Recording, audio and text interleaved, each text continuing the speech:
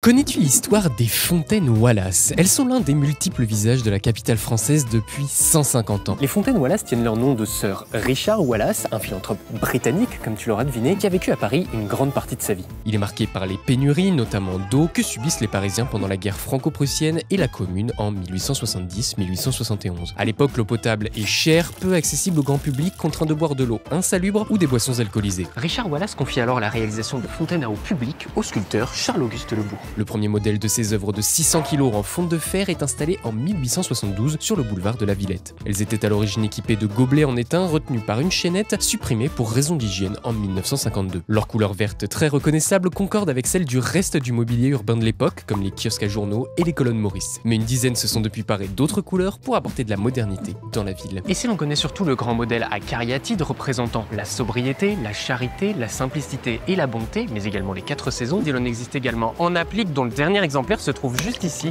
dans le 5e arrondissement, et enfin un modèle avec des colonnades. Aujourd'hui, plus de 100 fontaines Wallace, des originales ou des reproductions, sont disséminées dans la capitale et elles se sont même exportées ailleurs dans le monde.